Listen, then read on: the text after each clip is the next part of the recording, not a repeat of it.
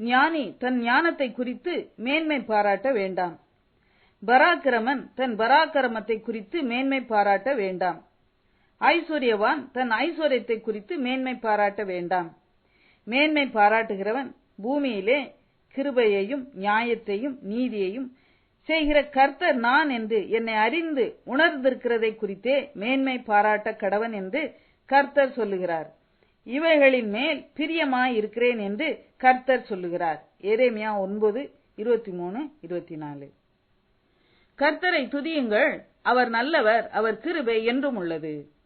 எங்கள் ரட்சிப்பின் தேவனே, நாங்கள் உமது பரிசுத்த நாமத்தை போற்றி உம்மை துதிக்கிறதினால் மேன்மை பாராட்டும்படிக்கு எங்களை ரட்சித்து எங்களை சேர்த்துக்கொண்டு ஜாதிகளுக்கு எங்களை நீங்களாக்கி அருளும் என 1 நாளாகமம் 16:34-35 கூறுகிறது. கர்த்தர் நமக்கு செய்த எல்லா உபகாரங்களுக்காகவும் அவரை துதிப்பதுதான் நமக்கு மேன்மை. இந்த ஜனத்தை எனக்கென்று ஏற்படுத்தினேன், இவர்கள் என் துதியை சொல்லி வருவார்கள் என ஆண்டவர் ஏசாயா 43:21 கூறுகிறார். சிலர் ரதங்களை குறித்தும் சிலர் குதிரைகளை குறித்தும் மேன்மை பாராட்டுகிறார்கள். நாங்களோ எங்கள் தேவனாகிய கர்த்தருடைய நாமத்தை குறித்தே மேன்மை பாராட்டுவோம் என சங்கீதம் 20:7 கூறுகிறது. கர்த்தரில் பலனடைந்து கர்த்தரில் வெற்றி பெற்று அவரை தொழுது கொள்வோம். பவுல் அப்போஸ்தலன் தன் மாம்சத்தில் ஒரு முள்ளோடு வாழ்ந்தார். அந்த முள் அவரை விட்டு நீங்கும்படி 3 தரம் கர்த்தரிடத்தில் வேண்டிக் கொண்டார்.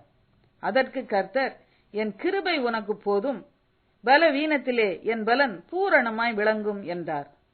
ஆகையால் கிறிஸ்துவின் வல்லமை என்மேல் தங்கும்படி என் பலவீனங்களை குறித்து நான் மிகவும் சந்தோஷமாய் மேன்மை பாராட்டுவேன் என்கிறார். 2 கொரிந்தியர் 12:9. மேலும் நானோ நம்முடைய கர்த்தராகிய இயேசு கிறிஸ்துவின் சிலுவையை குறித்தே அல்லாமல் வேறொன்றையும் குறித்து மேன்மை பாராட்டாதிருப்பேனாக என கிறிஸ்துவை சிலுவையை எல்லாவற்றிற்கும் மேலாக உயர்த்தி மேன்மைப்படுத்துகிறார். அல்லேலுயா. ஜெபம். நான் சிறுகவும் நீர் பெருகவும் வேண்டும்.